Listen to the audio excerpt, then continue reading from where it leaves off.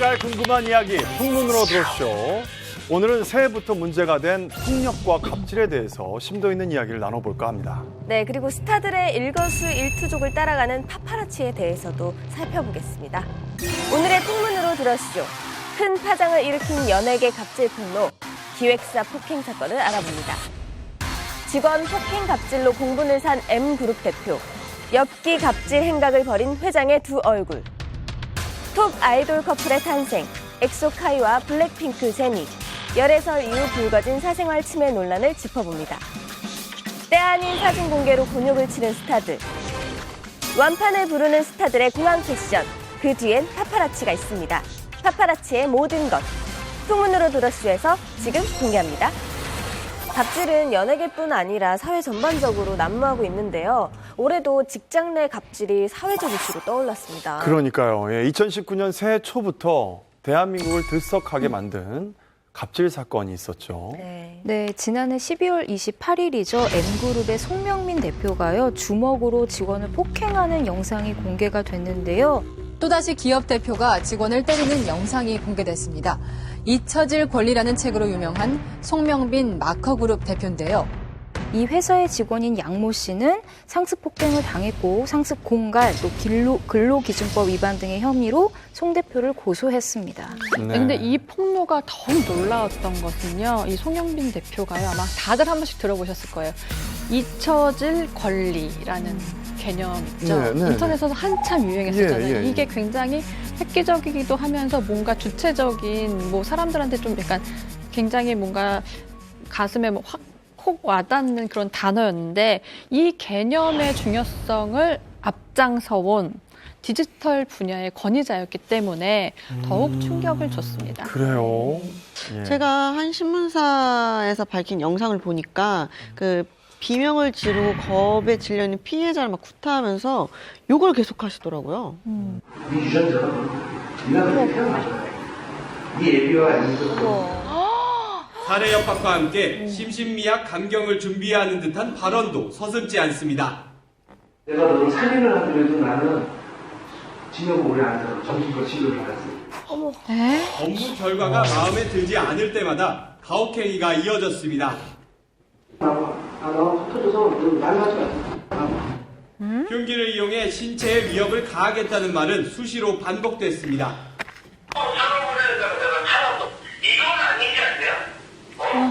아니, 잊혀질 권리를 외치던 사람이요.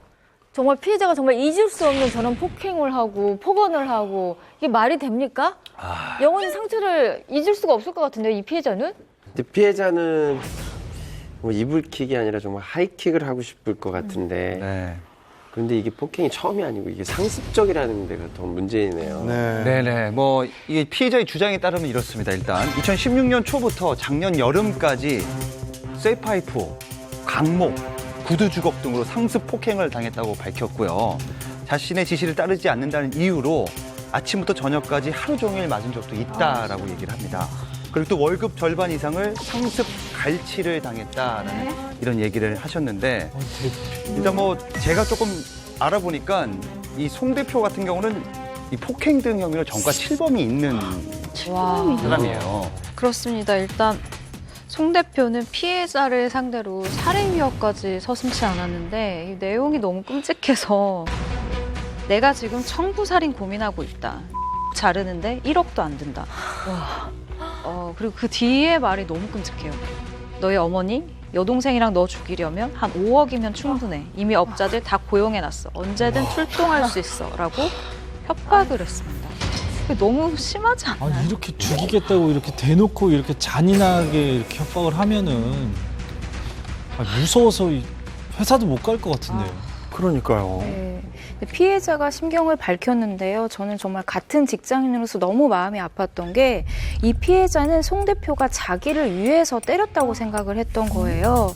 그래서 스스로 그냥 적응을 했고 두려움이 너무 커서 그냥 기계적으로 출근을 했다라고 얘기를 하고 있고요. 그냥 회사에 가면 맞는 거고 맞고 나면 일하는 거다라고 생각을 했대요. 근데 실질적으로 사회 초년생들은 이런 생각을 할 수 있을 것 같은데 만약에 이런 분들이 있다면 증거 수집하고 바로 사표부터 내는 게 맞습니다. 참지 이게- 마십시오. 그러니까요. 이런 폭력에 이제 길들여져 있는 거죠. 그쵸. 사실은 그래서 버티다 끝내 이분은 송 대표와 연락을 끊고 해외로 도주를 한 상태인데 거기에서 숨어 있다고 얘기를 합니다. 근데 지금 송 대표가 이 일이 꾸며진 일이라고 주장하고 있거든요. 네. 왜요? 그러니까 지금 피해자 이분께서 네. 뭐 회사 돈을 횡령을 해가지고 자기가 지원했다는 식으로 이야기를 하고 계신 거예요. 이런 녹음 파일이 있는데도. 네, 그 사실이 어떻게 되는지 일단 경찰에 따르면 양측의 주장이 좀 엇갈리는 부분은 있어요. 송 대표는 이 피해자가 배임 횡령 혐의가 있어서 이거를 덮기 위해서 자기에게 폭행과 폭언을 유도했다는 식으로 주장을 했고요.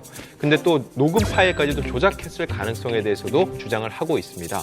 그런데 좀 경찰 조사를 마친 송 대표가요, 이 폭언과 폭행 사실에 대해서 어느 정도 또 인정을 하고 있거든요. 저는 그 어떤 것도 숨길 생각이 없고요. 제가 잘못한 것에 대해서 부인하거나 또 피할 생각이 없습니다. 제가 잘못한 부분은 명백히 잘못한 것입니다. 그렇기 때문에 이 처벌은 불가피해 보이는데 과연 송 대표의 주장대로 배임 횡령에 의해서 그 피해자가 어떤 행위를 일부러 한 것도 있는지 이 부분까지도 경찰에서 조사할 예정이라고 합니다. 네. 처음에 그냥 발뺌한 거군요. 네. 조작이다. 네. 근데 지금 그룹이면 회사 규모가 어느 정도 큰 거죠? 그러니까 경찰 관계자에 따르면 그렇게 큰 회사는 아닌 것 같아요. 일단 송 대표와 부사장 그리고 이 직원이었던 피해자까지 총 3명밖에 되지 않는 회사예요. 근데 이런 여러 가지 일이 얽혀 있을 가능성이 많다라고 이제 밝혔습니다. 그룹이 되려면 그러면 뭐 사장, 부사장, 직원분들이 다 회사를 하나씩 갖고 있었나 보죠? 그룹이라는 게 여러 예. 회사 회사를 이름이 그냥 그룹이 걸그룹처럼 참 의문에 의문을 낳는 네, 이해가 안 되네요. 이번 일로 인해서 이 송 대표라는 분의 그 다른 면모도 드러났다고요. 네, 그렇습니다. 송 대표가 과거 만나던 여성을 폭행하거나 아니면 무고해서 처벌을 받은 전력이 있는 것으로 드러난 건데요. 2004년입니다. 당시 사귀던 여성 A씨가 자신의 청혼을 거절하자 여성의 얼굴을 때리고 자신의 집으로 끌고 가서 흉기로 위협하고 또 협박하면서 수차례 폭행을 이어갔습니다. 그런데 이때 받은 벌금이 300만 원이에요. 300만 원을 선고받았는데 동종 전과가 5차례나 더 있었습니다. 동종 전과라면 여성분을 폭행에 폭행한 관한. 네, 이제 또 다른 여성분에 대해서 설명을 해드리겠는데요. 송 네. 대표 같은 경우에는 또 다른 여성 B 씨에게는요. 허위로 4천만 원짜리 차용증을 쓰게 한 거예요. 그리고 이 사람이 나에게 돈을 갚지 않았다라고 무고한 혐의로 재판에 넘긴 거죠. 그래서 벌금 500만 원을 선고받았다고 합니다. 빌려주지도 않았는데 허위로 쓰게 한 거죠. 쓰게 한 거야. 이거 돈 빌려간 걸로 너 사인해. 이래가지고 사인한 걸 가지고 네. 또 무고죄를 받은 거죠. 근데 이게요. 네. 횡만한 강심장과 이 머리가 없이는 하기 쉽지 않아요. 그렇죠. 이성이 없는 그러니까요. 사람이 할 수 있는 예. 행동이거든요. 그러니까 송 대표가 주장한 피해자가 횡령 배임을 감추려고 폭행 폭언을 유도했다고 했는데 이거 역시 사실이 아니면 무고죄 혐의로가 적용이 될 수가 있을 겁니다. 아니, 어떻게 사귀던 여성을 폭행하고 또 다른 여자한테 허위로 돈을 썼다고 무고를 했는데도 벌금밖에 안 나온다는 게 이게 좀 이해가 안 가요. 네. 근데 더 기가 막힌 사실은 송 대표의 원래 이름이 송진이었는데 이 사건 후에 그러니까 여성들을 폭행한 사건 후에 2006년에 송명빈으로 개명을 했습니다.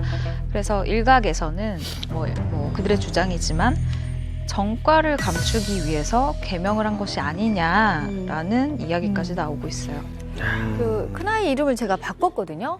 그때 보면은 범죄 사실 확인서를 본인 거를 떼가지고 제출하게 돼 있는데 개명하는 설명서에 보면 뭐라고 써 있냐면 전과자는 개명하는 데 있어서 제한적이라는 부분이 명시가 돼 있어요. 이런 일이 이렇게 들릴 때마다 좀 심한 케이스인 것 같아요. 자, 그런데 여러분 갑질이라는 단어가 어떻게 보면 신조어잖아요. 네, 우리가 뭐 언제부터 갑질을 사회 문제로 인식하게 됐을까요? 우리 슬피 씨 같은 경우에는 네. 그 갑질 사건으로 오랜 그 불매 운동을 일으킨 그 유제품 회사 그게 가장 기억에 남네요. 제가 그 그때 그쪽 초코 우유를 좀 좋아했는데. 아, 예. 그때 초코 우유를 잘 안 먹었어요. 그때 대리점을 상대로 본사 직원이 갑질을 했었죠. 네, 전 국민이 충격을 금치 못했던 갑질 사건이었죠. 2013년이었습니다. 유제품 브랜드 N사의 영업 직원이 대리점 주에게 막말과 욕설을 퍼부은 사건인데요. 죽기 싫으면 받아요. 죽기 싫으면 받으라고요. 아직 뭐 하셨어요? 당신 얼굴 보면 난 죽여버릴 것 같으니까 그렇게 대우받게 하잖아. 네가 자신 있으면 들어오던가 마땅 뜨기면. 그래서 구설수에 올라 여기서 그치지 않았어요. 여기서 그치지 않고 더 화가 났던 지점이 뭐냐면 유통기한이 임박하거나 그리고 인기가 없는 비인기 제품들을 이 영업소에 이른바 물량 밀어내기를 한 거죠. 그래서 그 당시에 밀어내기가 굉장히 또 유행어로 나오기도 했는데요. 버려오면 무슨 말을 그렇게 해? 제품을 버리다니. 나한테 망하라 버리라고요. 망해 보면 망하라고요. 망해. 그렇게 찍으면 됐잖아. 더 이상 망하라고. 자연스럽게 이 사건이 알려지고 아마 그게 다 공개되면서 이 회사의 갑질 회사라는 게 굉장히 완전히 인식이 잡았어요. 이후에 정말 불매운동이 크게 일어났고 대국민 사과까지 했어야 했습니다. 그때 그 통화 내용이 공개되면서 너무 마음이 아팠던 기억이 있습니다. 네. 놓고 나서니까 얘기만 하면 되는 거 그만이냐고요. 내고 싶으면 배치라고 얘기했잖아요. 그 사장님, 대리점 사장님이 정말 간절하게 뭔가 부탁하고 억울한 걸 호소하는데 전혀 들어주지 않는 자신들의 입장만 그냥 계속해서 이렇게 취하고 있는 그 본사 직원의 전화 소리가 아직도 좀 기억이 나네요. 네. 그 대리점 하던 분이 공황장애에 시달리셨고 또 결국에는 대리점을 그만두셨어요. 근데 그 이후로 또 갑질이 일어났다고 하더라고요. 불과 얼마 전이에요. 안타깝게도 지난해 11월 대리점주가 갑질을 폭로하면서요. 심지어 자살을 시도한 사건이 있었습니다. 아, 같은 회사예요? 네네, 같은 N사고요. 욕설우유 사건 때문에 이렇게 홍역을 치르고도요. 여전히 N사에서 이런 떠넘기 갑질이 근절되지 않고 있다는 건 정말 심각한 문제 아닌가 싶습니다. 근데 지금 이 어떤 광고나 제품에 이 회사 이름이 안 나와요. 이게 의도적인 걸까요? 네, 그렇습니다. 일단 광고에는 기업 로고가 빠졌어요. 그리고 소비자 여론을 확실히 의식한 모습이 뭐냐면 이 컵커피에는 빨대로 가렸고 그리고 믹스커피 박스에는 스티커로 기업 로고를 가린 상태로 이제 출시가 된 거예요. 그렇기 때문에 일단 소비자 입장에서는 무언가 기업 로고가 계속 가려져 있기 때문에 찾기가 어렵잖아요. 불매 운동을 하고 싶어도. 그렇기 때문에 이 소비자들이 불매 운동을 하면서 숨은 N사 제품 찾기 같은 이런 행동을 하고 있습니다. 그거 어떻게 그 빨대 뒤에다가 자기 로고 자신의 자랑스러운 어떻게 보면 회사 브랜드일 텐데 그걸 숨기기에 급급한 것보다 이 정말 갑질 행태를 근절하고 소비자들한테 자신의 이미지를 회신하는 게 먼저가 아닐까 싶습니다. 나름 머리를 쓴 게 이거네요. 답답하네요. 예. 그런데 이런 일이 처음은 아니잖아요. 대한민국 전체가 분노했던 사건이죠. 갑질 끝판왕으로 불린 양진호 회장을 빼놓을 수는 없겠죠. 네. 그렇습니다. 지난해 10월 처음 알려졌는데요. 그 H사의 양진호 회장이 전직 직원을 사무실로 데리고 와서 무릎을 꿇린 채 무차별적으로 폭행을 하면서 욕설을 퍼붓는 영상이 공개돼서 엄청난 사회적 파장을 일으켰습니다. 네.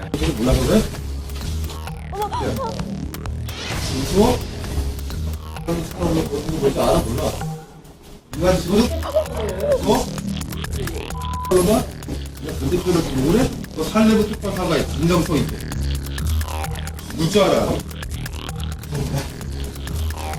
똑바로 해. 큰 소리로.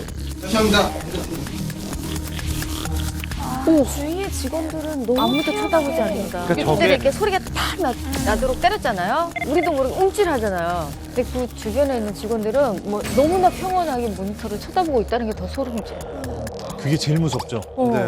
근데 어떻게 저럴 수가 있지? 평온하지는 않았을 것 같아요. 불안하죠. 저는 저기에 앉아 있는 분들도 피해자라고 그럼 다 생각하거든요. 피해자예요. 가해자는 아닌 것 같아요. 아니 물론 가해자는 아닌데 얼마나 자주 일어난 일이면 정말 가만히 있는지 저는 반응이 저희는 그게- 몰랐으니까 깜짝 놀랐는데 그러니까. 저분들은 때릴 줄 알고 있었던 듯이 저 행동이 딱 그거예요. 늘상 저런 일이 너무 많기 때문에 늘 있던 일이기 때문에 가만히 있는 거예요. 이게 심각한 겁니다, 저게. 이 영상을 보시면 알겠지만요. 사과까지 합니다. 죄송합니다라고 얘기를 하는데 또다시 똑바로 하라면서 머리를 가격을 하고 이 행동이 2분이 넘게 진행이 되는 동안 다른 직원들은 아무도 말이 없었잖아요. 이게 폭행이 되게 일상화되고 저들한테는 되게 그냥 체득이 된 것 같아요. 저런 상황도 일상이고 굳이 나서도 달라질 것도 없고 나서봤자 내가 더 피해 입는다라는 그런 전 조직 자체에 저런 문화가 배어 있다는 거 자체가 굉장히 심각한 거죠. 저렇게 회장한테 고개 숙이고 죄송하다고 하는 사람이 제 남동생이라고 생각하니까 되게 울컥하는 것 같아요. 너무 화가 나는 것 같아요. 네, 심지어 이 영상을 찍은 사람이 이 회사의 임원이었어요. 보통은 자신이 이렇게 잘못한 행동을 찍는 걸 부끄러워하거나 꺼려하잖아요. 그런데 이 양 회장의 지시를 받고 이 임원이 촬영한 것으로 밝혀져서 더 충격을 안겼습니다. 근데 저 직원은 도대체 무슨 잘못을 했길래 저렇게까지 이렇게 폭행을 그러니까요. 이유가 정말 황당합니다. 네. 인터넷 게시판에 댓글 5개를 달았다는 이유인데요. 네. 당시 피해자가요, 기업 사이트 게시판에 양지동 1이라는 아이디로 댓글 5개를 달았어요. 근데 그 내용이 살펴보면은 매사에 성실히 임하면 연봉 팍팍 올려주겠다. 아니면 지금도 불철주야 일하느라 고생이 많다, 이런 별 의미가 없는 글이에요. 약간 상사를 비꼬아서 단 댓글이기는 하지만 이게 불러서 폭행할 정도의 댓글은 아니잖아요. 그러니까 피해자에게 전화를 해서 와서 사과하라고 말을 해놓고서는 영상 속처럼 이렇게 심하게 때린 것이죠. 아니 지금도 뭐 제대로 된 비난은 아니네요. 그렇죠. 그게 비꼰 거라면 그렇게 안 했기 때문에 그렇게 댓글을 올린 걸 텐데 저게 이 정도 폭행을 댓글도 당할 만한 이제 글이냐고요. 못 올리는 분위기고 실제로 감시를 했다고 합니다. 그러니까 이 피해자 측의 주장인데요. 피해자 그 인터넷 IP 그걸 비공식적인 루트로 이제 추적을 했다고 주장을 했어요. 네. 그러면 이 양 회장이 있는 회사는 정확하게 어떤 회사인가요? 그러니까 웹하드라는 회사고 각종 영상물 등 방대한 자료를 제공하고 유통하는 플랫폼 이제 운영을 하고 있는데 이 웹하드가 불법 동영상, 불법 음란물을 유포했고 그걸로 막대한 부를 좀 얻고 있거든요. 그걸로 돈을 벌고 직원들을 저렇게 패고 이분은 좀 개인적으로 굉장히 화가 나는 인물이네요. 저는 너무 끔찍해서 이게 현실이에요? 라고 물어봤었는데 일단 양 회장의 갑질이 알려진 이후에 그의 엽기적인 행각들도 속속 드러나기 시작합니다. 일단 직원 워크숍에서 살아있는 닭을 풀어놓고 석궁으로 쏘게 하고 자신은 일본 카르로 그 살아있는 닭을 죽인 일화가 있고요. 두 번째로는 전 이것도 너무 끔찍한데 직원들의 피가 묻은 그 머리카락 있잖아요. 그거를 모아서 그걸로 인형을 만들어요. 그래서 이 인형을 만들어서 제사를 지내가지고 젊은 직원들의 기를 받으려고 했다라는 이야기도 있습니다. 그러니까 이런 정말 엽기적인 갑질 행각이 드러나서 많은 사람들이 이게 진짜야? 이게 진짜 우리나라에서 일어나는 일이야? 라고 반문하게 만든 상황이었죠. 아니 이게 너무 끔찍하네요. 막 막말하고 싶은데 할 말을 이렇게 만든다. 본인은 이게 내가 센 사람이다, 내가 멋지다고 생각하고 한 행동 같아요. 뭔가 문제가 많은 것 같은데요, 아주. 자신의 왕국을 갖고 있다고 생각한 거죠. 절대 권력을. 세상에 안 나왔으면 어쩔 뻔했어 이런 생각이 들어요. 근데 지금까지도 많이 놀라운데 이뿐만이 아닙니다. 퇴사한 직원 같은 경우는요, 같은 업종으로 재취업하지 못하도록 취업을 방해하기도 하고요. 근로수당 떼먹는 것도 비일비재했고요. 그리고 일상의 갑질이 많았습니다. 술 못 마시는 직원한테 강제로 마시게 하거나 또 담배 못 피는 직원한테 흡연을 강요하거나 그냥 회식을 하면서도 생마늘이나 겨자 같은 거를 강제로 먹이는 일도 있었다고 하고요. 그리고 또 하나 굉장히 엽기적인 건요. 중년 남성 직원들에게 머리색을요 초록색이나 빨간색으로 염색하도록 한 겁니다. 맞아요. 이게 일종의 그런 건가 싶기도 해요. 뭐 함께 모자를 쓰고 이런 걸 수도 있는데 같은 회사 모자. 근데 저거는요 일상에 엄청난 지장을 받거든요. 사실 지금 저게 모자가 아니라 염색한 거라고요? 염색한 겁니다. 저 심리가 제일 궁금해. 실제로 양 회장이 저 머리 색깔을 직접 정해줬다고 해요. 사람마다 다르게끔. 너무 이상해. 소름 끼쳐.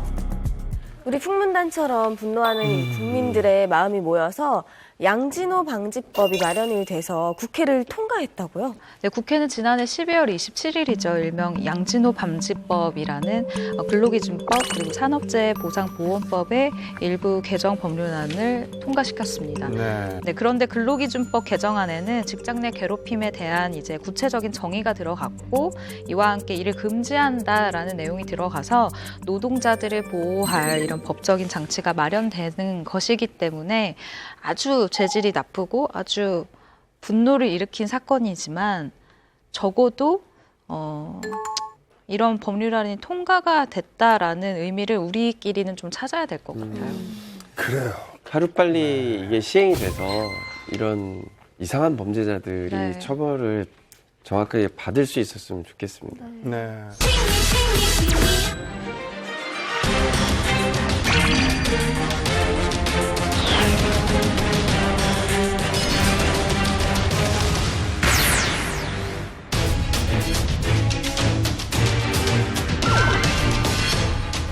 그리고 또 충격적인 갑질 사건이 있다면서요? 네, 맞습니다. 지난 10월이었죠. 연예계 내 폭력과 갑질로 정말 큰 충격을 안겨준 사건이 발생을 했는데 10대 밴드 더 이스트라이트의 리더 이석철 군이 기자회견을 열어서 폭로를 했습니다. 2015년부터 2017년까지 프로듀서로부터 폭언을 당했고 총 10차례의 폭행을 당했다라는 굉장히 충격적인 내용이었죠. 이번 논란이 더 가중된 이유는요. 네. 김창완 회장이 멤버들에 대한 폭행을 방조했다라고 폭로됐기 때문이거든요. 네.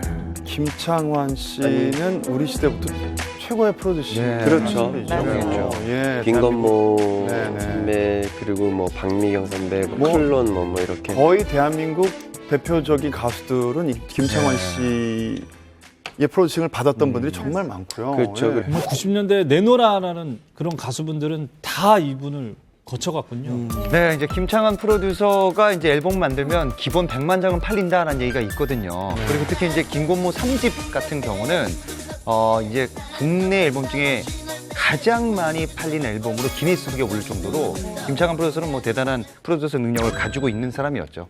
음반 판매량이 뭐 1000만 장이 넘는다고 하더라고요. 네. 김창완 프로듀서는 노래 잘하는 가수를 발굴도 잘하지만요 본인이 가수에게 딱 맞는 정말 저 가수의 옷을 입히듯이 노래를 만들어서 대중을 사로잡는 걸로 굉장히 유명했고요. 클론의 쿵따리 샤바라라는 노래가 아주 먼저 떴습니다. 네. 아이돌 선발 프로그램에서 그 유명했던 노래, 핑미, 그 노래도 이분이 작곡한 곡이라고 하더라고요. 시대를 앞서간 작곡가라고 할 수 있을 것 같아요. 네.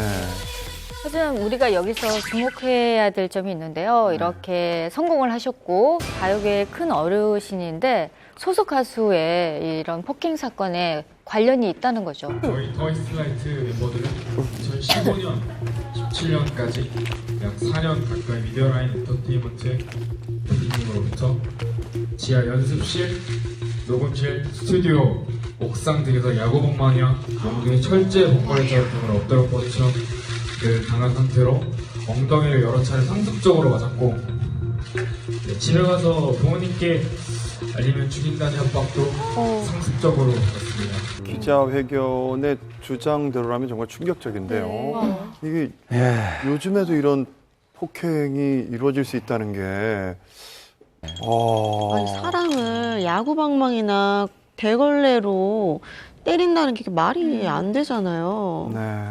네. 또 이제 이승영 군 같은 경우에는 스튜디오에서 감금을 시킨 채 맞기도 했다라고 얘기를 하고 머리가 터지고 허벅지와 엉덩이에 피멍이 들었다라고 일단 얘기를 합니다. 굉장히 심해요 일단. 더욱 심각했던 건 이 목에 기타 케이블줄을 이제 감은 채 연주를 시켰는데 틀릴 때마다 이 문무 PD가 이 줄을 잡아당겨서 숨이 막히고 목이 졸려서 피멍이 들었을 정도다라고 이렇게 얘기를 합니다. 굉장히 심하네요, 이게 좀. 네. 사실 뭐 당연히 말이 너무 안 되는 거라서 뭐 정말 예전에는 이런 얘기를 들은 적이 있어요. 뭐 이렇게 안무가 이렇게 틀렸다, 군무가 틀렸을 때 진짜 뭐 빠따를 맞았다. 맞아. 예전에 그런 친구들이 있다고 저도 얘기로만 들었어요. 네. 이 사건의 결말은 어떻게 됐나요? 지난 8일 기준으로 보면은요, 서울중앙지법 여성아동 범죄수사부에서 김창완 회장을 아동복지법상 학대 및 학대 방조 혐의로 불구속 기소했다고 밝혔습니다. 그리고 소속사 활동했던 이 두 멤버에 대해서 문모 PD가 상습 폭행하는 것을 알면서도 눈 감아준 혐의입니다. 미디어라인 엔터테인먼트 김창완 회장님은 이런 폭행 형장을 목격하시고도 제지하지 않고 살살해라 라고 오히려 이를 강권까지 했습니다. 또한 대표님은 상처를 치료해주지 않고 방송 출연을 시켰다는 사실이 있고요. 근데 멤버들이 이렇게 진짜 충격적인 주장을 하고 있는데 소속사는 그럼 어떤 해명을 하고 있는 거죠? 김창완 회장은 일단 모든 의혹에 대해서 부인을 하고 있는 상황인데요. 일단 직원들을 관리하지 못한 것에 대해서는 책임을 통감한다라고 얘기를 하면서도 자신은 폭행을 사주하거나 방조한 적이 없다라면서 사실상 핵심 의혹에 대해서는 완전히 부인을 하고 있습니다. 이렇게 갖다 맞고 싸대기도 맞았고 그래서 알고는 있는데 그렇더라도 내 말은 뭐냐면 어차피 갈 놈들은 가잖아. 때리는 거를 보고도 이렇게 그냥 무시했다라는 거고 방조했다라는 얘기고. 그러면 그 폭행한 문모 PD는 어떻게 된 거예요, 지금은? 네, 이들에게 직접 폭력을 가한 문모 PD 지난 8일이죠. 아동학대 처벌법상 상습폭행 혐의로 구속 송치되었습니다.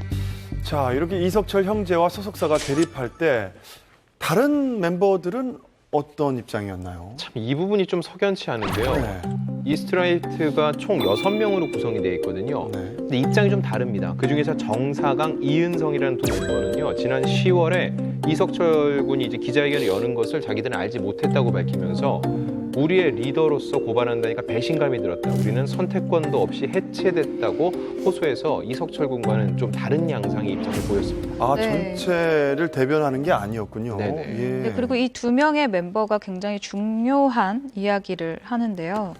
우리가 체벌을 받은 적은 있지만 그 수위는 학교에서 체벌을 받은 것처럼 손바닥을 맞는 정도였다라고 이석철, 승현이 형제와는 정말 상반된 주장을 하고 있습니다. 같은 그룹인데도 말이죠. 양측의 주장만 계속 대립되고 있군요. 처음엔 굉장히 일방적이었다가 지금 이석철 씨 측도 지금 뭔가 자료를 계속 공개를 하면서 기자회견을 하고 있잖아요. 근데 그와 비슷하게 김창완 회장 측도 사실은 계속 뭔가 자료를 준비하고 있고요. 곧 계속 또 한 번 아마 기자회견이 있을 수도 있을 것 같아요. 그래요. 예. 사실은 저도 연예계 생활을 했지만 예전에는 이런 일이 있었어요. 저 어릴 때만 해도 이게 체계적인 매니지먼트를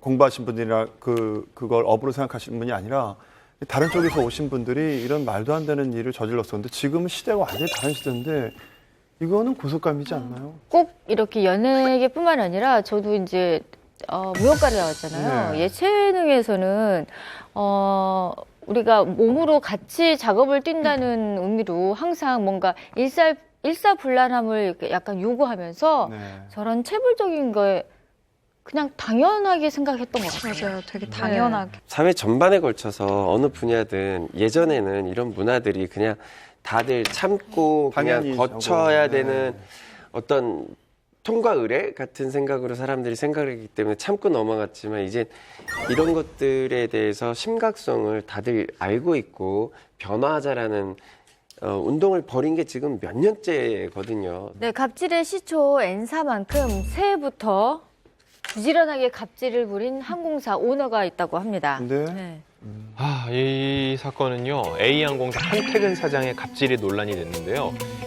이건 본인뿐만 아니라 지인이 동반이 됐습니다. 이 내용인즉 어떤 거냐면요, 비행기에 이 한 사장의 지인들이 탔는데 자리가 좁다고 일행들을 넓은 곳으로 옮겨달라고 했다는 겁니다. 음식점도 아니고 비행기에서 좁다고 옮겨달라고 하는 건 도대체 무슨 행태인지 모르겠어요. 근데 승무원은 규정대로 처리를 했습니다. 탑승권이 더 비싼 자리이기 때문에 옮겨드릴 수 없다라고 규정대로 처리를 했는데 나중에 이 소식을 들은 한 사장이 이 승무원에게 소리치고 질책하면서 경위서를 쓰게 한 이런 갑질 논란이었는데 이거는 이 지인의 억지와 한 사장의 갑질이 더해졌거든요. 시스템이라는 게 있잖아요. 이 시스템 위에 군림할 수 있다고 생각하는 것 자체가 잘못된 마인드죠. 이에 대해서 한 사장은 이런 얘기를 합니다. 자신의 친구가 다리가 불편해서 자리를 바꿔달라고 요청을 했다고 들었다. 양측의 입장을 충분히 듣기 위해 경위서를 작성해달라고 이제 지시를 했다라고 밝혔는데 좀 말이 안 되는 게 이제 지인들에게는 무료로 일단 넓은 자리를 주고 또 다른 손님에게는 돈을 더 받고 거기를 팔아라라고 얘기를 하고 이게 말이 안 되는 것 같아요. 사실 이거 이렇게 시스템에 철칙을 따른 직원한테 상을 줘도 모자랄 텐데 그래야 회사가 발전하는 건데 그렇죠. 그걸 오너가 이거를 경위서를 쓰게 한다는 게 참 이해가 안 가네요. 예. 비난의 여론이 컸을 것 같은데 어땠나요? 네, 맞습니다. 이 A항공사 같은 경우는 지난해 말에 유가 증권시장에 입성한 후에 주가 고공행진을 이어왔는데요. 갑질 논란이 발생하자 주식이 6.77%나 떨어지면서 이 악재로 새해를 시작했다고 합니다. 이게 주가가 문제가 아니라 이거는 항공기 안전이 결정되는 문제인 것 같은데 이게 처벌은 안 받나요? 근데 법적인 제재 못지않은 도덕적 타격은 정말 심각하게 입은 사건이었습니다. 그럼 누구나 또 인생 살면서 그럼 항공사 아는 사람 만들고 싶어 하죠. 그럼 다 바꿀 수 있게요. 네. 사회가 그러면 사회 틀을 왜 만들어 놨나요? 저 이 자리 지금 이거 너무 많이 앉아 있다고 저 그 자리 주세요. 그러면 말이 안 되잖아요. 농담이라도 내가 다 싫어하는 말이에요. 아끼는 분이었는데. 그런데 이 비행기와 관련된 갑질이 연예계에서도 여러 번 불거진 적이 있다고요. 가수 겸 안무가였던 이제 한 분이 미국 LA 공연을 가는 비행기 표를 이제 협찬을 받았는데 비즈니스가 아니라면서 SNS에 이제 폭로를 했다가 많은 누리꾼들에게 비난을 받았습니다. 협찬 거지로 조롱받기도 했다고 근데 해요. 저도 이런 상황 하나 아는데 그 드라마랑 예능으로 한때 되게 인기가 많았던 모 배우분이 있어요. 그 이분 같은 경우도 발권을 하러 갔잖아요. 근데 그 승무원한테 우리 지금 가족여행 가는데 총 4명이었는데 우리 지금 가족여행 가는데 비즈니스를 나밖에 못 끊었다. 근데 나 혼자 비즈니스를 타면 미안하니까 우리 가족들을 다 비즈니스 올려달라고. 어머. 그렇게 거기서 떼를 쓴 거예요. 그게 어떻게 가능해? 근데 정말로 떼를 쓴 거예요. 야. 근데 이 승무원한테 뭐라고 설득을 하냐면 어차피 너희 승객 중에 랜덤, 그러니까 무작위로 비즈니스에 몇 명씩 올려주지 않냐. 어차피. 그러니까 혹시 빈 좌석이 있으면 그 랜덤으로 승객에게 선물을 주는 그것을 우리 가족에게 해달라. 왜냐하면 나는 가족과 함께 가고 싶으니까. 돈 내고 하지. 라고 해서 예. 승무원 측에서 안 된다, 죄송하다, 이게 규정이 있다라고 계속 얘기를 하다가 뒤에 손님들은 계속 이제 줄을 서 있는데 너무 곤란하잖아요, 상황이. 그래서 정말 울며 겨자 먹기로 위에 이제 상관에게 얘기를 하고 그렇게 정말 짜증나는데 한번 해준 적이 있다라는 이야기를 들은 적이 있어요. 이거는 갑질이 아니라 찌질이죠. 이번에는 비행기하고 관련된 팬들의 갑질 사례도 있었다고요. 팬이요? 네. 그러니까 지난해 12월 15일에 이런 일이 있었더라고요. 그러니까 홍콩 국제공항에서 이제 인천국제공항으로 출발하는 그 비행기가 있었는데, 그러니까 홍콩 그 비행장에서 있었던 일이겠죠. 그 워너원 팬인데 중국인 3분과 홍콩인 1분이에요. 근데 이제 막 출발하려는 비행기에서 갑자기 이제 멈춰달라 하고 이제 내린 거예요. 근데 왜요? 그렇게 내린 이유가 한국으로 인천으로 가려는 그게 아니었고요. 그냥 잠깐 올라탄 다음에 워너원을 보기 위해서. 그 다음에 이제 나 내려달라 한 다음에 그 이제 비행기 값은 전액 이제 환불을 받은 그런 사건이죠. 결국은 이들 때문에 승객 360여 명이 비행기에서 다시 내려서 보안 검사를 다시 받고 1시간 뒤에 이 항공사 측에, 그러니까 홍콩 경찰에 신고를 했어요. 그런데 이 사람들이 처벌이 되지는 않은 거죠. 네. 그리고 퍼스트와 비즈니스 클래스 좌석은 환불 수수료가 발생하지 않는다라는 것을 악용한 사례인데, 근데 이 항공사도 또 피해를 본 것이 공항에 1시간 동안 비행기가 어쨌든 더 있었잖아요.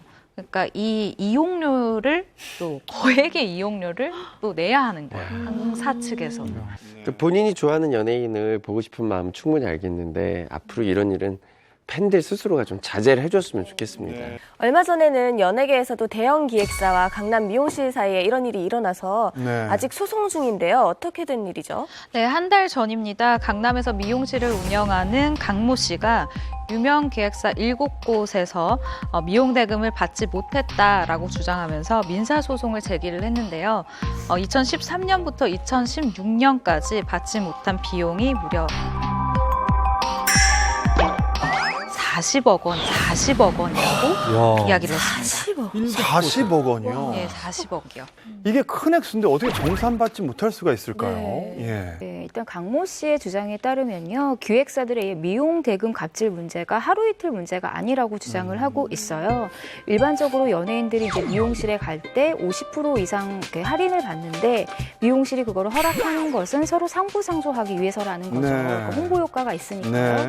그런데 이렇게 할인한 돈조차 주지 않는 것은 기획사의 갑질이다라고 주장하고 있는 것이죠. 그렇죠. 예.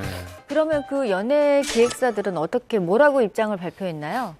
네, 연예기획사들의 입장은 이런데요. 2013년부터 결제 요청이나 이 증빙 자료를 달라고 수차례 요청했는데 미용실에서 제공하지 않았다는 겁니다. 사실 그런 자료가 없으면은요, 돈을 지불하는 게 좀 쉽지 않은 건 사실이거든요. 그러다가 2018년 4월에 갑작스럽게 그동안 받지 못했던 헤어 메이크업 비용을 한꺼번에 청구하는 이런 요청을 받으니까 좀 당황스러웠다는 거죠.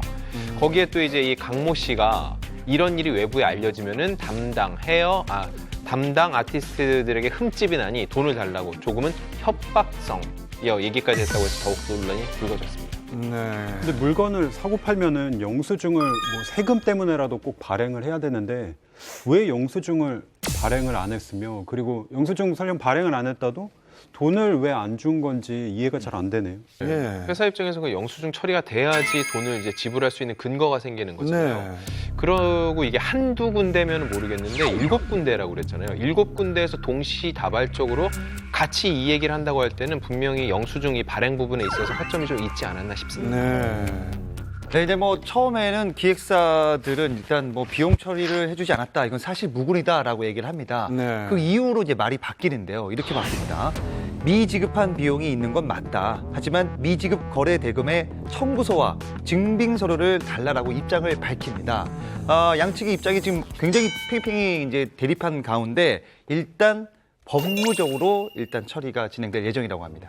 납득이 잘 안 가는 게 40억이면 이게 회당 10만 원으로 잡은 경우에 아니 10만 원은 될 수가 없어요. 이게 그럼 기본적으로. 출장비가 포함된 건가요? 근데 이게 한쪽의 주장이기 때문에 그 금액이나 그리고 한 사람이 아니라 소속사에 속해 있는 여러 아티스트들이 한 미용실을 이용하기 때문에 이 40억이라는 게 몇 년 좀 걸려서 미지급이 되면 그 가격이 나올 수 있어요. 근데 이게 이제 만약에 그쪽 분의 강모 씨의 주장이기도 하지만 왜 너희는 영수증 처리를 안 했냐. 그런데 이 소속사 입장에서도 연예인이 일한 그 횟수나 그게 있을 거 아니에요.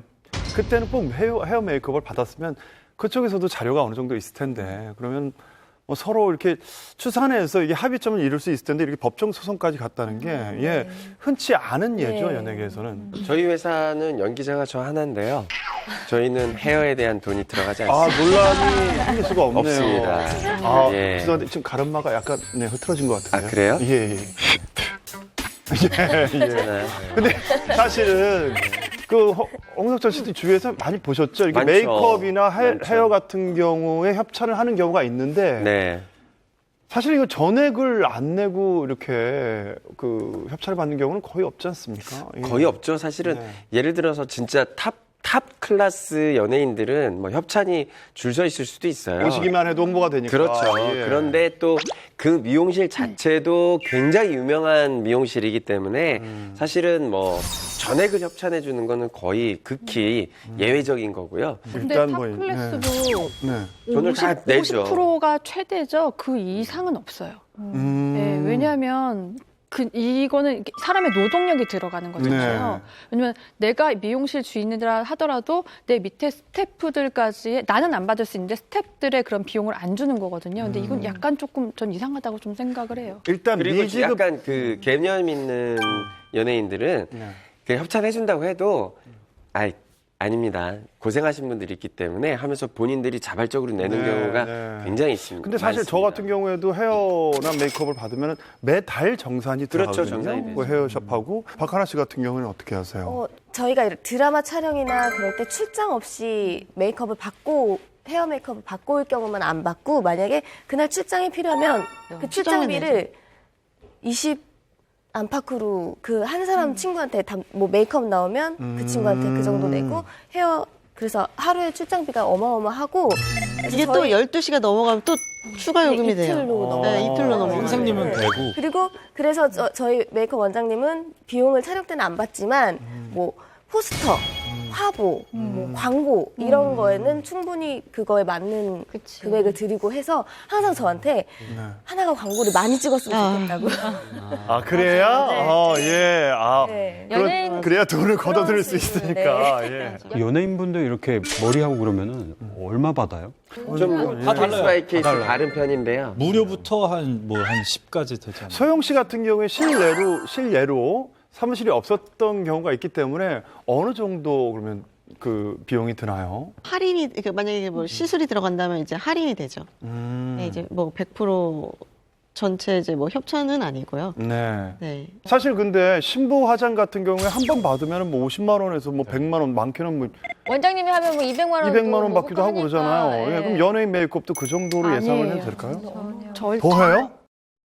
특히나 여성분들이 여기 민감하시네요. 그럼요. 이런 거에 대해서. 예, 알겠습니다. 유명하신 분은 헤어 메이크업이 무료인데, 그러니까 이런 머리를 자르거나 염색을 하거나 이런 거는 당연히 돈을 내야 되고, 그거는 시술 비용 세팅 있죠, 세팅.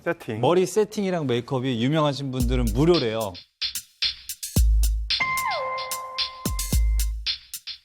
나는 안 된다, 그렇게. 아니 근데 나는 안 된대. 슬리피 씨 그게요. 몇 년 동안 나는 안 된다.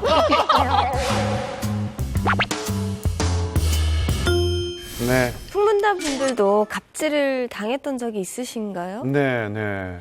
실제 교육계에서 사실은 아주 흔한 갑질이 교수님이 이제 대학원생한테 이제 갑질을 하는 건 진짜 노예 같아요.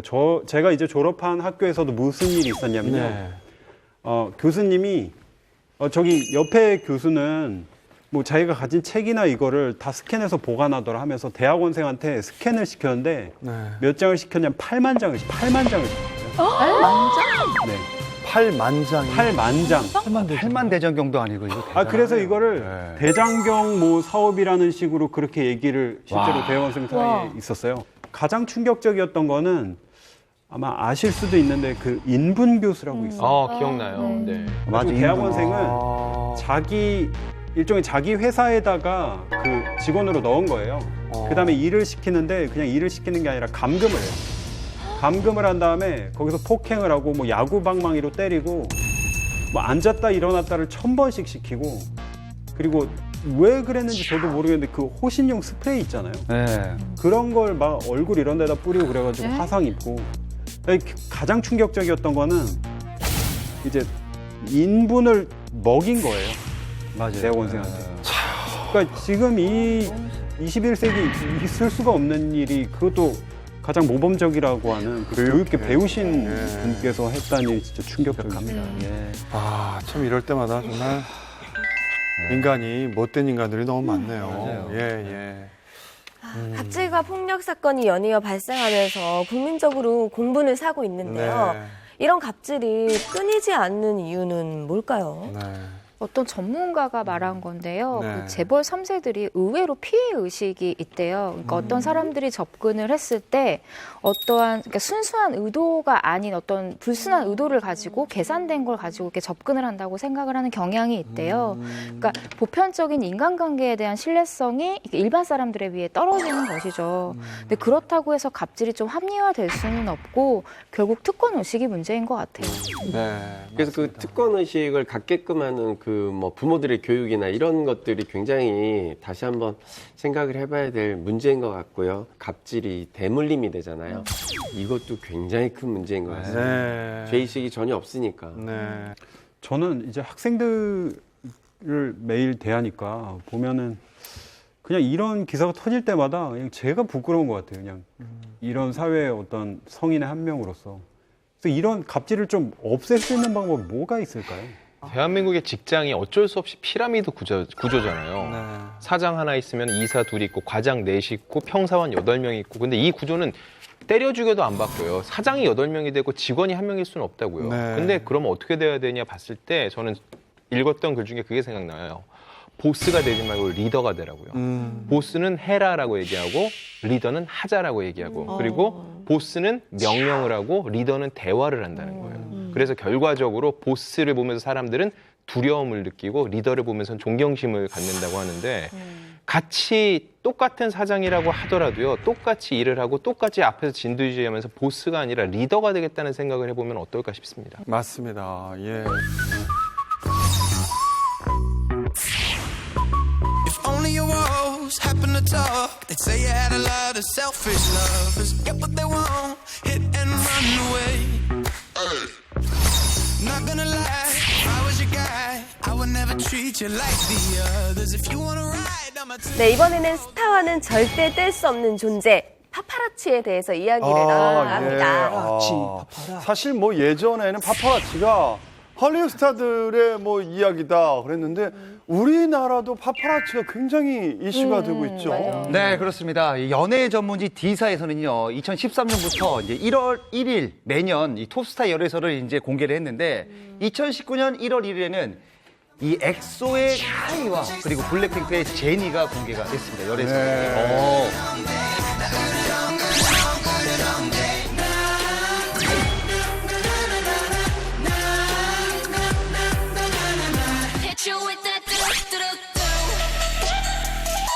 잘자 baby 자기 여보 보고 싶어 다 부질없어 You got me like 이건 아무 감정 없는 love 바쁜 일정 속에서도 데이트를 이어갔는데요. 상암의 한 공원에서 드라이브를 했습니다. 1월 1일에 공개된 사진에서도요. 손잡고 공원을 걷는 이런 일상적인 데이트를 즐기는 모습이었습니다. 이 사진을 보자마자 아 저건 커플룩이다. 서로에게 선물을 누군가가 선물을 했나 보다라고 생각을 했어요. 보면 목도리도 비슷한 뭐 제품이고 그리고 위에 쓰고 있는 저 모자, 비니도 그 목도리 색깔에 맞춰져 있는 그런 제품이거든요. 그래서 그냥 연예인도 열애설이 나면 많이 화제가 되는데 둘 다 아이돌이어서 조금 더 화제가 됐던 것 같아요. 네, 맞습니다. 열애설이 터지자마자 국내 모든 포털 사이트에 상위권에 그들의 이름이 이제 장식을 했고요. 또 뿐만 아니라 N 포털 사이트 같은 경우는 10개 중에 6개가 그들의 이름이더라고요. 뭐 예를 들면 카이, 제니, 제니카이, 카이 제니 뭐 이런 식으로 제니 나이 뭐 이런 식으로 전부 모든 것이 이들의 이야기였는데 실제로 이러한 사진이 공개된 후에 소속사에서는 보도된 지 4시간 만에 이런 이야기를 합니다.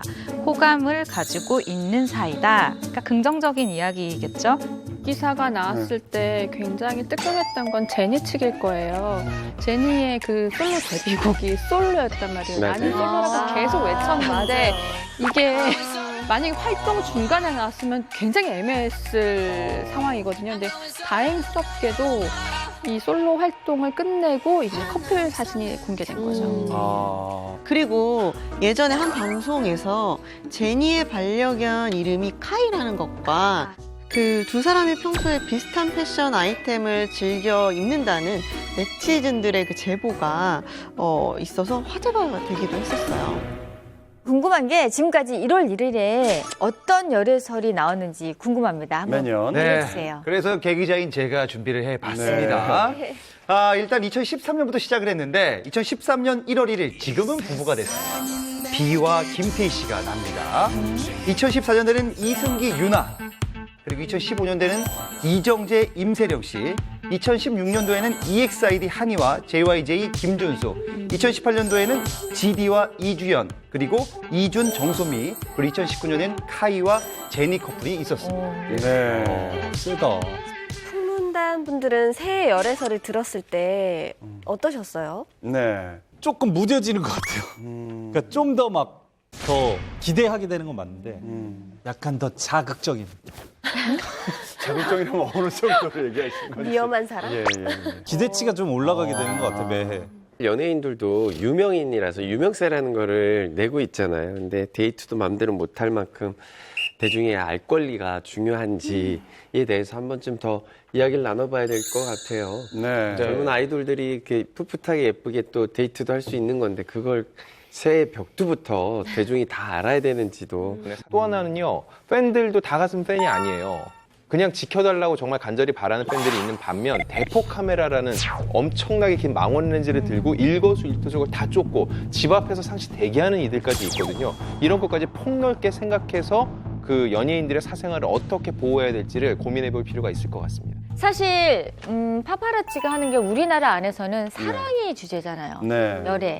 근데 해외의 경우에 보면요, 안 좋은 경우도 너무 많죠. 너무 많아요. 맞아요. 그나마 좋은 모습을 보여준다는 측면에서는 어느 정도 저는 나쁘지 않다라고 이제 조금 굳이 점수를 주자면 그쪽에다 네. 점수를 주고 싶은 네. 편인 거죠. 자, 이렇게 끝까지 따라붙는 파파라치 때문에 참 이런저런 얘기가 많습니다. 파파라치들로 인해서 생긴 사건도 있죠. 네, 파파라치를 떠올리면 빠질 수 없는 큰 사건이 하나 있었죠. 네. 1997년 8월 31일에 파리 지하 도로에서 영국의 전 왕세자비죠. 다이애나 스펜서가 사망했던 사건인데요. 네. 당시 이 보도를 접하고 정말 전 세계가 충격에 빠졌었습니다. 당시 다이애나와 그녀의 애인이죠. 이집트의 재벌 2세 모디알 파에르는 황색 언론의 집중 조명을 받고 있었어요. 네. 그날 저녁에도 어김없이 이제 따라 붙은 거예요, 파파라치가. 그래서 이들을 피해서 정말 전력 질주를 다 하다가 그만 차가 터널 벽에 부딪히는 참사가 일어났었던 거죠. 네. 사실 그 전까지만 해도 두 사람의 사진이 공개되면 굉장히 흥미거리로 봤었어요. 근데 이게 사고로까지 이어지다 보니 결국에 그녀를 사랑했던 사람들은 다 이렇게 말합니다. 그들의 실질적인 용의자는 파파라치들로 지목을 했었습니다. 이런 참사가 나는데, 예. 파파라치들이 이 사고 현장에 도착했을 때 가장 먼저 했던 행동이 뭘까요? 신고? 아니면 뭐 구조? 응급? 사진을 구조? 찍었지. 설마 사진 찍었어요? 네, 홍석천 씨가 말씀하신 것처럼 아, 그 현장을 사진을 찍고 있었어요. 지금 이 나오는 사진이 그때 사진이에요? 네, 죽어가는 다이애나를 향해서 쉴 새 없이 플래시를 터뜨린 건데요. 이런 비윤리적인 행태가 알려지자 전 세계 사람들은 경악을 금치 못했습니다. 아니, 아무리 그 좀 상황이 안 좋다 하더라도 이렇게 응급처치를 하든가 뭔가로 좀 이렇게 꺼내주든 도와주든 뭔가를 해야 되는데 어떻게 죽어가는 사람 앞에서 저렇게 할 수가 있어요? 와, 이거 좀 너무한 것 같아요. 저때 그러니까 파파라치가 한 6명, 7명 정도 따라 붙었는데 네. 일부는 구조를 하려고 노력을 했고 예. 몇 명만, 2-3명 정도만 저 사진을 찍었는데 저 사진까지 이제 찍은 기자들은 실제로 처벌을 받았어요. 그걸 받아야죠. 정말 화가 나는 일이네요. 네. 그런 스타들의 사진이 도대체 얼마의 거래가 되길래 이렇게 파파라치들이 난리를 치는 겁니까? 네, 뭐 사실 국내에서는 파파라치 뭐 사진이 이렇게 큰 액수에 거래되거나 이런 일들은 별로 없고요. 해외의 경우인데 일단 2007년에 뭐 브래드 피트랑 안젤리나 졸리의 딸 사진이요. 하나로 무려 판매가 된 무려 38억 원에 판매가 된 적이 있고요. 네, 이 사진은 정말 서로 찍으려고 경쟁이 정말 심했었어요. 정말 금액이 어마어마하네요. 어떻게 저 헐리우드 한번 가서 파파라치로 진행하실 생각 없어요? 없지요. 헐리우드 어떻게 가요? 또 무슨 얘기만 하면 조금 이게 어떻게 한국에 미국을 어떻게 가? 망원 렌즈가 또 비싸니까. 아우, 카메라 비싸요. 누가 사는 거예요? 언론사가 사가는 사는 경우가 거죠. 많죠. 이게 우리나라랑 왜 차이가 있냐면요. 우리나라는요. 인터넷이 발달된 것도 있지만 사람들이 잡지 이런 걸 잘 사지 않습니다. 근데 해외는 여전히 이 잡지 판매 부수가 대단하거든요. 그 사진을 일면에 가장 먼저 실은 잡지는 어마어마한 부수가 판매가 돼요. 그렇기 때문에 그 정도의 돈을 지불하고라도 기꺼이 사진을 산다는 거죠. 궁금해요. 그게 어떻게 법적으로 어떻게 될지. 역시나 그런 사건이 우리나라에서도 있었다고 하죠. 예. 일단 이건 좀 구분을 확실하게 해야 될 것 같은데요. 지금 말씀드리는 거는 뭐 특정 매체가 찍어서 일부러 보도한 케이스가 아니라요. 지난 2018년 9월에 배우 이병헌, 이민정 부부의 자녀 사진이 이제 온라인에 퍼진 적이 있어요. 네. 이건 기자가 유포한 사진이 아니라 일반인이 찍어서 일반인이 온라인에 퍼뜨린 거예요. 그래서 논란이 된 건데요. 올해로 결혼 7년 차인 두 사람은요. 등남 후에도 세간에 한 번도 아들의 모습을 공개한 적이 없는데요. 이민정 씨도 SNS를 하기는 하지만 아들의 뒷모습은 올린 적은 있는데 앞모습은 공개한 적이 없어요. 때문에 아무래도 대중분들은 궁금하기 때문에 이 사진이 삽시간에 온라인을 통해 퍼져나갔습니다. 네. 이민정, 이병헌 씨 같은 경우는 내가 허락을 하지 않았고 공개를 원치 않는데 자기 의지하고 상관없이 이렇게 공개가 된다면은 되게 좀 약간 뭐라 해야 되지? 화가 좀 많이 날 것 같은데요. 네. 두 사람의 동의하에 촬영을 하고 유포를 했느냐가 이 사건의 주된 비파점이었는데 일단 일각에서는 이 아들 준우 군을 보고 뭐 잘생겼다, 엄마 아빠 쏙 닮았다라는 칭찬의 글도 있지만 또 일각에서는 이마저도 이게 폭력이다라고 우려의 목소리가 있습니다. 네. 엄마 아빠가 공인이라고 그 사이에서 태어난 아이까지 공인은 아니잖아요. 나중에 아이한테 미칠 영향을 좀 생각해 봐야 될 것 같아요. 그런데 이병헌, 이민정 씨의 아들 사진 유출에 이어서 최근에 비슷한 사건이 또 한 번 발생을 했다고 해요. 네, 지난 12월이죠. 배우 이동건, 조윤희 씨 부부의 딸의 얼굴이 이제 인터넷상에 공개가 됐는데요. 그래요? 당시에 이게 또 기사화가 되고 좀 일파만파 퍼지자 SNS에 입장을 밝힙니다. 저희 의사와 관계없는 딸 로아 사진이 SNS에 노출됐고 기사화돼서 당황스럽고 속상하다는 글을 남겼습니다. 그러니까 알고 보니 이게 바로 딸 로아 양의 돌잔치 날이었는데 그 지인은 사실 뭐 그렇게 뭐 악의적인 생각으로 공개한 건 아니어서 이렇게 될 줄 몰랐겠죠. 자신의 SNS에 이제 이런 예쁜 딸의 돌잔치에 왔다라고 공개한 게 파장이 커졌죠.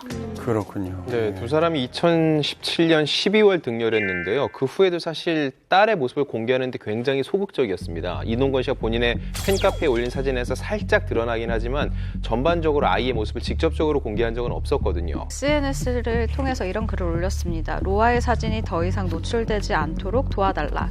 공유해서 사진을 올린 분들께 정중히 삭제를 부탁드린다라고 요청을 했는데요. 사실 이 요청을 하기 전에 너무 많이 인터넷에 사진이 퍼져버렸죠. 네. 논란이 거셌는데 그 후에는 어떻게 마무리가 됐나요? 예, 결국 이 돌 사진을 올린 지인도 자신의 SNS에서 이 사진을 지웠는데요. 연예인의 자녀로 살기도 참 힘들지만요. 연예인의 지인으로 살기도 참 힘든 것 같네요. 자, 파파라치가 다른 세상 얘기 같기도 하지만 이제 아주 쉽게 접할 수 있게 된 것 같다는 생각을 하는데요. 파파라치가 만든 문화도 있다면서요? 네, 맞습니다. 그게 바로 공항 패션입니다. 맞습니다. 예. 네, 공항 패션의 첫 시작은요. 요즘에 이제 스타들이 해외에 나가는 스케줄이 되게 많잖아요. 네. 그게 시작이었는데요. 보통의 뭐 무대 위나 스크린 안에서의 스타의 모습은 정말 화려하고 완벽하잖아요. 근데 공항을 나갈 때는 몇 년 전까지만 해도 다들 노 메이크업에 정말 편안한 옷차림이었어요. 네. 그리고 최근에 이게 더 많아진 이유 중에 하나는 우리나라의 이제 그 한류 붐이 제대로 일었잖아요. 많은 정말 아이돌 스타 배우분들이 이제 해외 출국한 일이 잦아지면서 이게 완전히 파파라치의 문화로 완전히 자리를 잡았습니다. 공항 패션이 시작된 건 언제부터였나요? 그러니까요. 네. 누구부터? 이게 뭐 기원이 확실하지는 기원이 확실하잖아요. 기원이 확실하지는 않지만요. 1990년경으로 예. 고민인의 허가윤 씨가요. 본인이 공항 패션의 이제 창시자다라고 얘기한 적이 있는데 사람들마다 생각이 다른데 제 기준의 공항 패션의 시작은요. 장동건, 고소영이었어요. 두 사람이 결혼을 하고선요 출국하고 입국할 때 두 사람의 모습이 딱 신문에 실리고 머리부터 발끝까지 다 분석을 해서 어디 무슨 제품 얼마 이게 기사가 엄청 많이 나왔었거든요. 근데 그 운동화 굽 있는 거 있잖아요. 네네. 난리 났었죠. 그렇죠. 저는 샀나요? 저도 가지고 있어요. 그 이렇다니까. 전까지는 그런 기사가 쏟아지고 그게 완판됐다는 소식이 전해지면서 모든 브랜드들이 공항 패션에 눈을 뜬 것 같아요. 아, 이렇게 했을 때 돈이 될 수 있구나. 저는 그게 시작이었다고 생각을 해요. 네, 이렇게 공항 패션이 하나의 문화로 자리를 잡게 된 이후부터 연예인과 공항 패션은 정말 떼려야 뗄 수 없는 사이가 된 것 같아요. 스타들은 일단 공항에 가기 전에 비행 일정을 일단 언론 매체에 보내고 그리고 그 당일이 되어서 얼른 아침에 샵에 가서 풀 메이크업을 받고 그리고 옷을 모두 장착한 후에 이제 패션쇼를 하듯이 그 횡단보도를 걸어야 하는 이것이 이제 일상이 된 시대가 된 거죠. 이제 뭐 좀 재미있는 공항 패션도 있어요. 예. 근데 슈퍼주니어 같은 경우는 어벤져스 분장을 하고 나타납니다. 네? 실제로. 그 멤버들이 뭐 손오공부터 해서 뭐 캡틴 아메리카는 맞아, 최시원 맞아. 씨 그리고 헐크는 누굴까요? 신동? 신동 씨가 얼굴까지 색칠을 하고 나와요. 실제로. 네, 조금 더 재미있는 공항 패션은 개그맨 박성호 씨가 있는데 일단 가슴이 훤히 드러나 보이는 그 비닐 옷을 입고 나타납니다. 협찬을 아무 데서도 못 받는 거냐. 울분을 그걸로. 그러면 이 공항 패션의 협찬은 어떻게 이루어지나요? 통상적으로 이제 업체에서 제안이 많이 오죠. 그러면 이제 머리부터 발끝까지 다 대상이 됩니다. 선글라스, 귀걸이, 목걸이, 시계, 옷, 가방, 신발 모든 게 대상이 돼요. 그래서 전신샷이 많이 실리는데 여기서 하나 오해에 대해서 말씀을 드릴게요. 주변에서 그런 얘기를 많이 해요. 야, 난 태어나면서 연예인 실제로 본 게 손에 꼽을 정도인데 기자들은 매번 어떻게 그렇게 다 찾아내서 찍는 거야? 그러니까 기자들은 죽치고 있는 거야 라고 하는데 아닙니다. 업체에서 지금 당장 제 메일에 들어가서 공항 혹은 출국이라고 검색을 하면 메일이 쫙 떠요. 그 메일에는요, 이런 브랜드사에서 보낸 것도 있고 소속사에서 보낸 것도 있고요. 땡땡땡 몇 월 며칠 무슨 몇 편으로 몇 게이트로 몇 시에 들어갈 예정이라고 굉장히 상세하게 와요. 일부러 노출을 그렇죠. 왜냐면은 연예인 입장에서도 본인들이 이 브랜드를 홍보해주는 공항 패션으로 착용하겠다고 돈을 받았는데 기사가 안 나면 안 되는 거예요. 그러니까 아예 정확하게 우리가 거기를 걸어갈 겁니다라고 알려줘요. 그러면은 사진 기자들이 현장에 가서 파바박 사진을 찍어서 올리는 거죠. 이런 식의 하나의 시스템이 돼 있는 거예요. 왜 우리가 공항 패션 안 찍히나 했더니 우린 연락을 안 했잖아. 연락을 안 해서 앞으로 저희들 나갈 때 희한한 패션을 예, 한번 선보이면서 연락을 드리도록 하겠습니다. 메일을 보내드리도록 미리. 하겠습니다. 가발이라도 쓰고 비참한 나가는 건 안 와. 안 와. 공항 패션에 자주 등장하는 스타가 있는 것 같은데 혹시 협찬사에서 유독 좋아하는 스타가 있나요? 있습니다. 네. 소녀시대 효연 씨인데 효연 씨 같은 경우는 걸어올 때부터 좀 달라요. 예를 들면 다른 좀 여자 스타들 중에 내가 제품보다 내가 더 예쁘게 찍혀야 되겠다 이런 분들은 굉장히 의식하면서 막 이러면서 굉장히 청순하게 막 머리카락 어떻게 날리지? 막 약간 이런 거를 고민하면서 온단 말이에요. 근데 효연 씨 같은 경우는 숄더백을 하나 매더라도 그냥 이렇게 메고 오는 게 아니라 이렇게 딱 신발과 가방 네, 이건 난 가방이다. 가방을 이렇게 강조를 하네요. 네. 나갈 때. 그 신발 같은 것도 걸어올 때 이렇게 한번 포즈를 이렇게 딱 이렇게 뭔가 최선을 다해서 자기 그냥 몫을 뭔가 딱 해주는군요. 내가 오늘 티셔츠를 입었다 그러면 이렇게 딱 보여주는 거예요. 네, 그래서 누가 봐도 잘 해내고 정말 잘 해내고 있구나. 그런 인식을 줘서 협찬사에서 정말 좋아하는 스타라고 그렇군요. 손꼽힌다고 합니다. 어떤 연예인 같은 경우에는 이게 성이 안 찼던 거예요. 그래서 가방을 2개를 메고 요즘엔 이런 게 패션이다 하고 그런 연예인도 있고요. 양쪽에? 네. 이게 이 쪽으로 받으셨구나, 정말 돈을. 재밌는 게 뭔지 아세요? 요즘 올해 패션이요. 큰 백에 또 작은 백을 같이 드는 거예요. 그래서 아마 전 올해 공항 패션 너무 궁금하고요. 쫙쫙 땡기겠네요. 그래서 지금 얘기 들어보니까 이제 서로 소속사에서 아니면 협찬사에서 미리 전화한다는데 그걸 모르고 좀 때 빼고 확 내고 나가본 적 혹시라도 있으십니까? 하나씩 혹시나. 저는 안 믿으실지 모르겠지만 사실 이 공항 패션이 회사에서 찍는 줄 알았어요. 그러면 아니요 그런 경우 있어요. 네. 왜냐면은 그 시간대가 되게 기자들이 나오는 힘든 시간대인 경우도 있고 그 반대로 공항 패션 PPL이 안 들어왔는데 우리가 이렇게 잘해줄 수 있다는 어필용으로 보내게 됩니다. 아, 마중물을. 예. 사진이라는 게 참 오래오래 남게 되니까 더 네. 자연스러운 컨셉의 사진이라도 좀 포즈를 신경 쓰게 되는 것 같은데 네. 혹시 포즈를 잘 취하는 그런 스타나 아니면 이건 피해라 라는 포즈. 대중들이 이제 저게 돈과 연결돼 있다는 걸 다 알잖아요. 알죠, 예. 그러니까 강조하지 않고 정말 자연스럽게 아. 하는 게 저는 가장 중요한 거라고 네. 생각해요. 제가 듣기로는 네. 그 공항의 그 횡단보도가 굉장히 짧잖아요. 네. 그래서 그 걸음 속도를 한 2배속 정도를 느리게 걸어가야 한다. 아주 여유 있게. 여유 있게, 자연스럽게. 그리고 약간 기자분들 계신 쪽으로 자연스럽게 이렇게 걸어가는 게 예쁘게 나온다고. 그리고 또 협찬하는 그 옷이나 가방들을 잘 보이게 할 수 있는 방법이라고 하더라고요. 아니 뭐 놓고 온 척하고 다시 한번 갔다 오는 거죠. 없고 한 번 더 걸어주는 거죠. 이 좁은 건널목을 내 맘대로 걷지도 못하고. 어쨌든 포즈 연습도 해야 되고 걸음걸이 연습도 해야 되고 문제가 없어요, 세상에. 각도가 어디 있는지도 연습해야 되고 공항 패션 돈 버는 만큼 힘드네요. 네.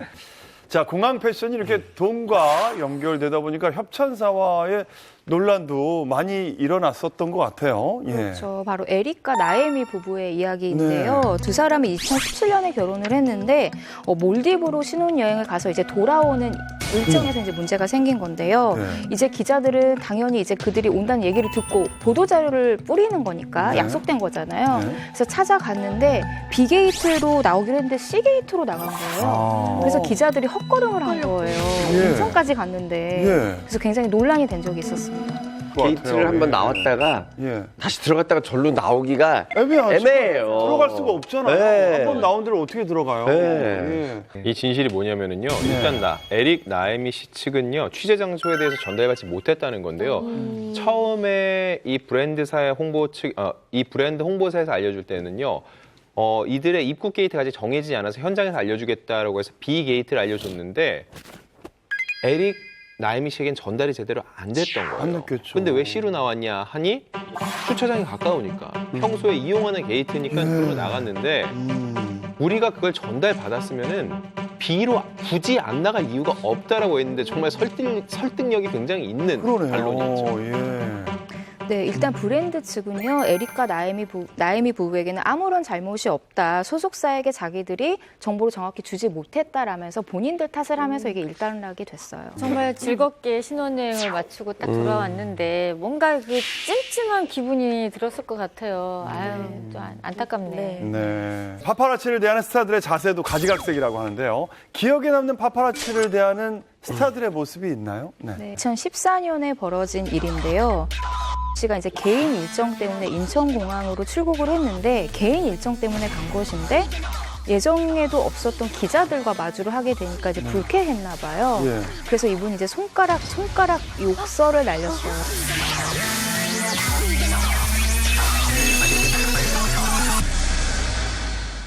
파파라치를 대하는 스타들의 자세도 가지각색이라고 하는데요. 기억에 남는 파파라치를 대하는 스타들의 모습이 있나요? 네, 이게 2014년에 벌어진 일인데요. 김민준 씨가 이제 개인 일정 때문에 인천공항으로 출국을 했는데 개인 일정 때문에 간 것인데 예정에도 없었던 기자들과 마주를 하게 되니까 이제 불쾌했나 봐요.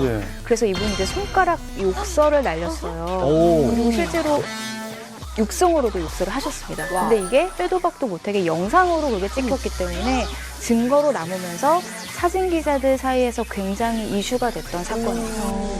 근데 이날 취재진들이 목적이 김민준 씨가 아니었다고 들었습니다. 맞습니다. 이게 정말 중요합니다. 김민준 씨를 이제 취재하러 사진 찍으러 간 게 아니에요.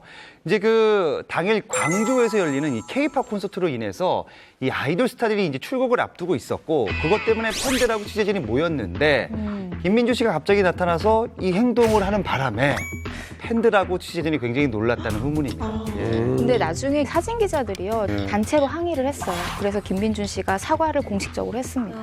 저도 외국 나갈 때 꼭 저런 비슷한 경우들이 많이 있었어요. 사진 기자님들이 아이돌 찍으려고 기다리고 있는데 사람 이렇게 심쿵하게 만드는 순간들이 있습니다. 내가 이렇게 유명했나. 예. 아는 얼굴들이 있잖아요. 아유, 석철 씨 또 나가? 어디? 똠약국 먹으러 가나? 아이돌 오기 전에 이게 연습으로 차트 누르고 있는데 마침 홍석철 씨가 지나가다가 너무한 거 왜 아니에요? 전화하세요? 그래서 빨리 지나가라고 뭔 소리 하냐고 그래서 서로 다툼이 있었던 일하군요. 네, 저도 손가락을 들 수 있습니다. 알겠습니다. 네.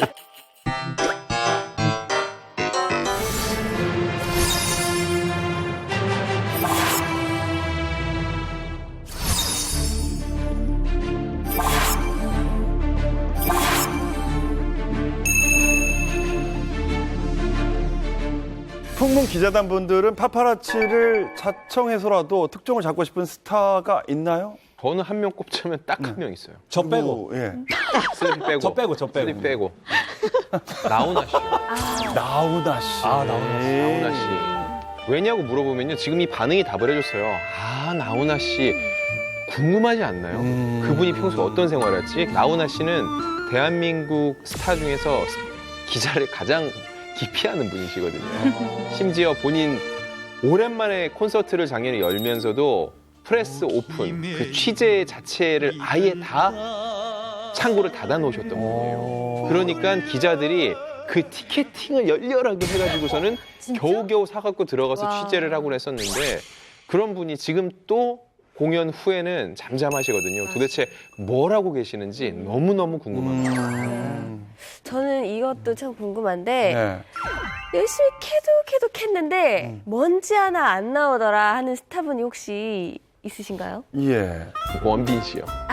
원빈 씨. 원빈 씨도 아저씨 이후에 이제 9년 됐죠? 네. 9년째 작품이 없는 거잖아요.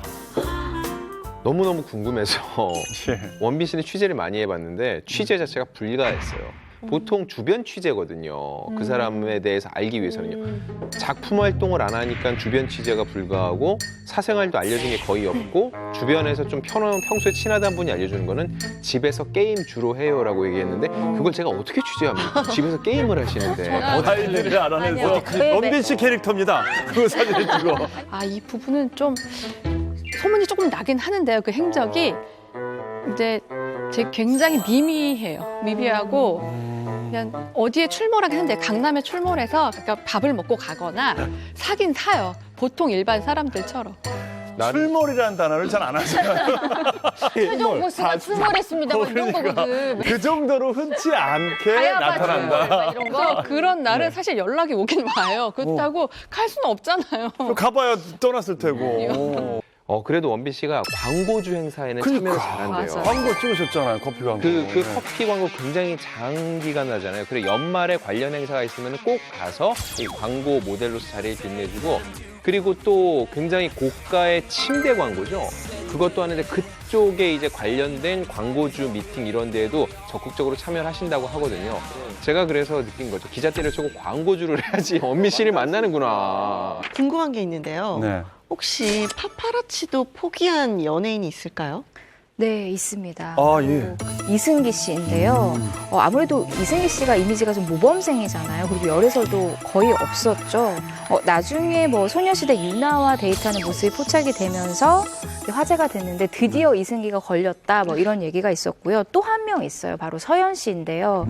서현 씨가 이제 D사에서 서현 씨도 붙었는데 하루 종일 그냥 커피숍에서 책 읽고 여자 사람과 만나서 수다를 떨고 그냥 계속 그런 일상을 반복을 했대요. 그래서 그게 실제로 기사화가 됐어요. 아무리 캐도 나오지 않는다. 네. 이제 그 D사에서 이제 포기한 연예인이 또 있는데 바로 이제 그 엠블랙의 이제 이준 씨인데 뭐 굉장히 취재를 많이 하고 뭐 잠복근무 해봤지만 뭐 잡을 게 아무것도 없어요. 뭐 동료들하고 놀고 일하고 이게 다인데 그나마 일탈이 김밥 해분해서 김치볶음밥 먹는 게 그나마 일탈이었다라고 했다고 합니다. 이준은 지금 데이트하잖아요. 정선미 씨하고 그걸 기사가 터트린 쪽에서 성공을 한 거죠. 따라붙는. 드디어. 그 오랜 자명 끝에 이런 걸 보면 스타들도 사람인지라 정말 속을 들여다봤을 때 별 다를 게 없기도 합니다. 소탈하게 그냥 김밥 먹고. 자, 근데 이게 여러분들 연예인들 삶에 대해서 어떻게 생각하십니까? 알 권리를 위해서 공개돼야 한다면 대체 연예인의 삶을 어디까지 공개를 할 수 있을까요? 예. 이 질문의 시작은 항상 여기서 시작합니다. 연예인은 공인인가 아닌가? 공인하면요, 일반적으로 공적인 일을 하는 사람들이잖아요. 공무원들이 포함될 거고 이제 고위직들 그런 분들이 포함이 될 텐데요. 일단 2001년 법원 판례에 따르면 공인의 범주에 연예인을 넣은 적이 있어요. 근데 저는요, 안 그랬으면 좋겠어요, 진짜로. 저는 연예인들도 유명인의 범주인 거지 공인의 범주는 아니라고 생각을 해요. 근데 본인들이 자꾸 어떤 일이 벌어졌을 때 공인으로서 죄송하면서 스스로 자기가 무게를 자꾸 자기 어깨에 얹거든요. 전 그거를 좀 분리시킬 필요가 있다고 생각을 해요. 다른 사람들이 공인이 그러면 안 되지 이렇게 얘기하면 저 공인 아닙니다. 저 그냥 연예인이고 유명인인 거예요. 그냥 그렇게 하고 얘기하고 말아버릴 때가 있어요. 슬리피 씨는 어떻게 생각하세요? 유명 연예인으로서 이런 공인의 무게감. 그러니까 개인적으로는 아무런 무게를 느껴본 적이 거의 없어요. 너무 남의 얘기라고 생각해요. 너무 부럽고 느껴보고 싶어요. 아니 그런데 왜 명동 가시면서 이렇게 마스크하고 가셨어요? 마스크는 멋있잖아요. 멋으로. 마스크 쓰면 제가 잘생겼어요. 눈이 예뻐. 뭐 요즘 뭐 관찰 예능이 대세 아닙니까? 그래서 이제 스타들이 자기 집을 이제 공개를 하는데 그래서 연예인 집에 대한 그 대중들의 관심이 굉장히 많습니다. 그래서 억소리 나는 이 스타들의 집을 이 자세하게 분석하는 네티즌까지 생겼다고 합니다. 네, 최근에 손예진 씨가 한 예능 프로그램에 등장을 해서 자신의 집을 최초로 공개를 했잖아요. 근데 이때 한 유튜버가 손예진 씨의 집을 요모조모 뜯어서 살피기 시작합니다. 소파, 테이블, 침대 이런 가구나 인테리어 등을 다 가격을 분석을 합니다. 그래서 의도치 않게 집안 가구들의 가격이 다 공개가 된 적이 있어요. 저도 그 영상을 봤는데 영상을 보면 소파가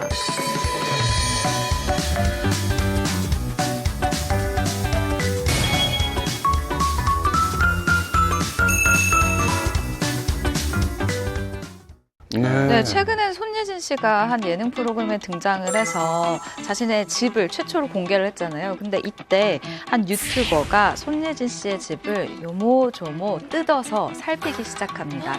소파, 테이블, 침대 이런 가구나 인테리어 등을 다 가격을 분석을 합니다. 그래서 의도치 않게 집안 가구들의 가격이 다 공개가 된 적이 있어요. 저도 그 영상을 봤는데 영상을 보면 소파가 뭐 3,500만 원, 그리고 의자는 1,600만 원, 뭐 이렇게 가격을 아주 노골적으로 공개하면서 그 뭔가 이렇게 견적을 뽑는 듯한 그런 느낌을 받았어요. 제가 생각했을 때는 손예진 씨가 집 공개를 한 번도 안 했기 때문에 이게 더 주목이 되지 않았을까라는 생각을 해봅니다. 손예진 씨뿐만 아니라 빅뱅의 멤버 태양 씨도 이런 비슷한 경우를 겪었는데요. M본부의 예능 프로그램이죠. 나 혼자 산다에 출연했을 당시예요. 저도 그 프로그램을 보고 와, 저 집 정말 멋지다. 막 갤러리 같았거든요. 근데 정말 네티즌이 주목한 거는 그 집의 TV였어요. 그 TV의 가격이 좀 사실 어마어마했었던 거죠. 그래서 그 다음날 정말 모든 기사와 이게 화제가 됐던 거는 그 집의 TV가 얼마길래, 도대체 얼마길래, 그리고 어떻게 생겼나. 정말 다양한 제목의 기사들이 나왔었어요. 집 공개로 피해를 본 건 이분들이 최고지 않을까 싶어요.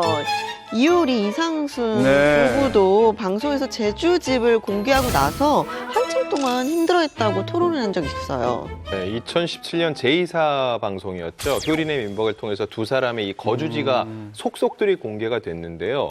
이후에 사람들의 관심이 증폭되면서 이 제주도 오는 사람들마다 관광 코스가 돼버렸어요. 그래서 두 사람이 사생활 침해로 굉장한 고통을 호소했습니다. 그런 얘기를 또 방송에서도 많이 하셨고 막 들어가 보면 안 되냐. 담장 안을 이렇게 몰래 쳐다보려고 하고 이런 것들. 아 근데 그 당시에요. 관광객들이 택시를 타면은 이효리 집에 가주세요.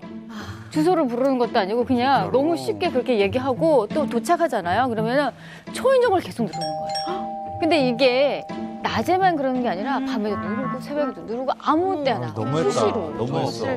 진짜. 결국 이상순 씨가 참다 못해서 SNS에 글을 올렸는데요. 끊임없이 들어오는 차들과 사람들 때문에 이웃 주민들도 불편을 호소하고 있다. 여러분들은 정말 즐거운 마음으로 오실지 모르지만 우리는 끊임없이 오는 차들과 관광객들 때문에 스트레스를 받고 있다. 좀 편히 쉴 수 있도록 배려해달라라는 그런 심경글을 올린 적이 있어요. 정말 안타까운 일인데요. 작년에 효린의 민박 시즌2까지 방송이 네. 되고 시간이 꽤 흘렀는데 두 분은 아직도 사생활 이 문제가 심각한가요?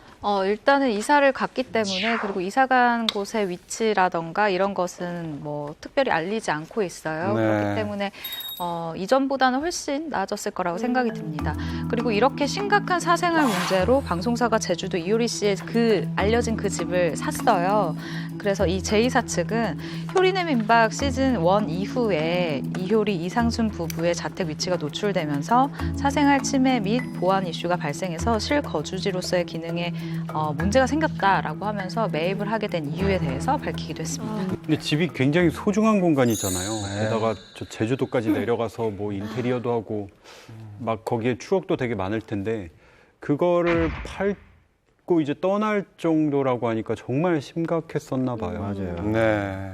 이효리 씨의 근황도 참 궁금한데 어떻게 지내고 계신가요? 네, 얼마 전에 이제 이효리 씨가 그 아이유 씨 제주도 공연에 참석했다는 보도가 났었잖아요. 그리고 이효리 씨와 오랜 사진 작업을 해오신 분이 있어요.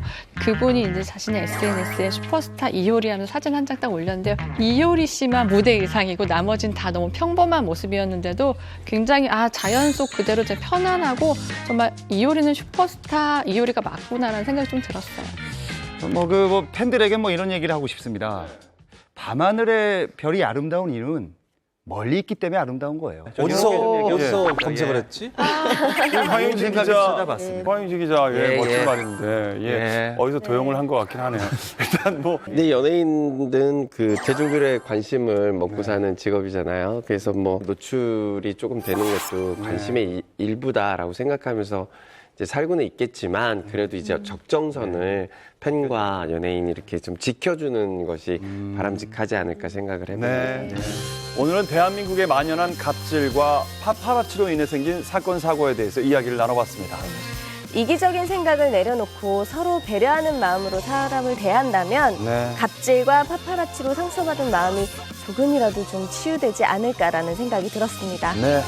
풍문으로 들어오쇼는 다음 주에 더욱더 솔깃한 풍문을 들고 찾아뵙겠습니다. 여러분 감사합니다. 감사합니다. 수고하셨습니다.